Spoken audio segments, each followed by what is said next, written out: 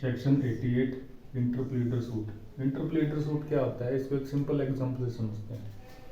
जैसे एक पर्सन है एम नाम का, ये किसी क्लास का मॉनिटर है और इसको एक चीज़ पड़ी हुई मिलती है कहीं पे स्कूल में। तो ये क्लास में जाके पूछता है कि ये चीज़ किसी गुम हुई है क्या। तो मान के चलते हैं कि एक पर्सन है ये, इसने कह दिया कि चीज़ मेरी है, तो एम क्या करेगा, ये चीज़ ए को दे देगा। ठीक है, ये एक सिंपल सी बात है। बट अब बात ये है कि इसने जब क्लास में जाकर पूछा कि ये चीज़ किसकी है, तो उसको एक से ज़्यादा लोगों ने क्लेम कर दिया। मतलब ए ने भी क्लेम कर दिया, बी ने भी क्लेम कर दिया, सी ने भी क्लेम कर दिया। अब इसको समझ नहीं आ रहा है कि ये चीज़ असल में है किसकी। तो ये प्रिंसिपल के पास चला जाता है। प्रिंसिपल के पास जाके बोलता है, सर मेरे को ये चीज़ मिली है, मैंने क्लास में जाके अनाउंस कर दिया कि ये चीज़ किसकी है। तो ये तीन बंदे हैं ए बी सी, क्लेम कर रहे हैं कि मेरी चीज़ है। तो मुझे समझ नहीं आ रहा कि असल में ये चीज़ किसकी है। तो आप एक काम कीजिए, राइटफुल जो ओनर है उस चीज़ का वो डिसाइड कर दीजिए, ताकि ये चीज़ मैं उसको दे दूँ।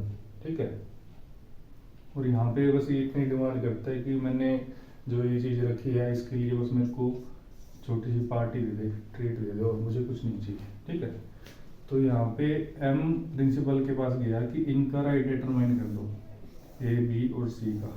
ठीक है, इस केस में प्रिंसिपल क्या करेगा, इनसे पूछेगा भाई किसकी चीज़ है। तो मतलब ये किसी भी तरीके से प्रूव कर देंगे कि मेरी चीज़ है, तो प्रिंसिपल डिसाइड कर देगा कि ये किस बंदे की चीज़ है। तो मान लेते हैं भाई इसका ओनर ए निकलता है कि ये चीज़ ए की है। तो प्रिंसिपल जो है वो मॉनिटर को ये बता देगा कि ये चीज़ ए की है, ए को दे दियो। ठीक है, और उसके बदले जो तेरे को पार्टी चाहिए तो तू अपनी पार्टी ले लियो। ठीक है, ये एक एग्जांपल है। ठीक है, बट अब होता ही है कि एम को कोई चीज़ मिलती है। ठीक है, और यहाँ पे ए बी और सी जो है ये खुद ही प्रिंसिपल के पास चले जाते हैं कि सर हमारी ये चीज़ गुम हुई है, वो एम के पास रखी है, और ए भी कह रहा है मेरी है, बी कह रहा है मेरी है, सी कह रहा है मेरी है। तो प्रिंसिपल इससे बात करेगा कि किसकी है, ये प्रूव कर देंगे। तो उस अकॉर्डिंग प्रिंसिपल बता देगा कि ये चीज़ तेरी है, तू एम से लेना डिजर्व करता है। ठीक है, पहले केस में क्या था, एम गया था प्रिंसिपल के पास। ठीक है, उस केस में इंटरप्लेटर सूट इंस्टीट्यूट होगा। ठीक है, प्रिंसिपल के पास गया तो ये जो पर्सन है ये आपस में इंटरप्रेट करेंगे, आपस में एविडेंस वगैरह से प्रूव करेंगे किसकी चीज़ है किसकी नहीं है।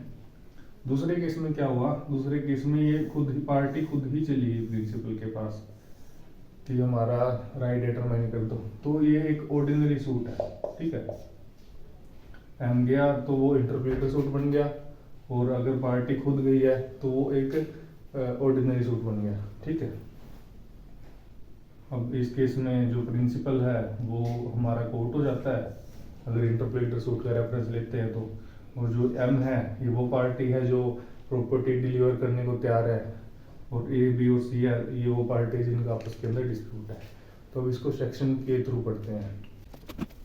Section 88 where interpreter suit may be instituted where two or more person claim adversely to one another the same debt money or other property movable or immovable. मतलब कि कोई पर्सन है, दो या दो से ज़्यादा, मान के चलते हैं कि दो ही मान के चलते हैं, ए और बी, दो ही पर्सन है। ठीक है, ये किसी प्रॉपर्टी के ऊपर जो मूवेबल इमूवेबल दोनों हो सकती है, मनी के ऊपर क्लेम कर रहे हैं कि मेरा है या मेरा है। मान के चलते हैं थोड़ी सी मनी है, थोड़ी सी प्रॉपर्टी है, तो ए भी क्लेम कर रहा है उसको और बी भी क्लेम कर रहा है उसको। ठीक है, बट जो ये मनी या फिर प्रॉपर्टी रखी है ये किसी एक्स पर्सन के पोजीशन के अंदर रखी है। ठीक है, अब एक्स जो पर्सन है इसके पास जो ये रखी है ये इसको डिलीवर करने को तैयार है। ये ऐसे नहीं है कि ये खुद अपने पोजीशन में रखना चाहता है, खुद यूज करना चाहता है, इसका कुछ इंटरेस्ट नहीं है इसके अंदर। इसके पास रखी है किसी भी तरीके से, ये इनको डिलीवर करना चाहता है, बट इसको ये नहीं समझ आ रहा है कि इसका राइटफुल ओनर कौन है। इसका राइटफुल ओनर ए है या राइटफुल ओनर बी है। तो आगे देखते हैं। Who claims no interest therein other than for charges or cost or who ready to pay or deliver it to rightful claimant। मतलब वही है कि इसके अंदर प्रॉपर्टी के अंदर एक्स का कोई इंटरेस्ट नहीं है, बस ये बोलता है कि मैंने जो इसको रखा हुआ था इसको मेरे को चार्ज पे कर देना और मेरी कॉस्ट दे देना, जो भी कॉस्ट वगैरह आई है, ठीक है। Such other person may institute a suit of interpolator against all claimants for the purpose of obtaining a decision as to the person to whom the payment or delivery shall be made and obtain indemnity for himself। मतलब ये बोलता है कि court के पास गया, ये court को बोलेगा कि राइटफुल ओनर डिसाइड कर दो कि किसका राइट बनता है, ये दो क्लेमेंट है इनमें से, ठीक है। तो मैं उसको ये प्रॉपर्टी डिलीवर कर दूंगा और जो मेरे चार्जेस बनते हैं वो आप मेरे को पे कर देना, ठीक है। सिंपल सी इतनी बात है कि एक प्रॉपर्टी है वो एक्स के पोजेशन के अंदर रखी है, ठीक है। वो इस प्रॉपर्टी को देना चाहता है जो भी इसका राइटफुल ओनर है, ठीक है, जिस बंदे का राइट बनता है ये देना चाहता है। बट अब बात यहाँ पे आ गई थी कि दो बंदे क्लेम कर रहे थे, एक क्लेम कर रहा था और बी क्लेम कर रहा था। तो एक एक्सपोर्ट के अंदर गया, बोला सर ये दो बंदे हैं प्रॉपर्टी क्लेम कर रहे हैं, आप डिसाइड कर दो कि राइटफुल ओनर कौन है, ए है या बी है, मैं उसको प्रॉपर्टी दे दूंगा, ठीक है।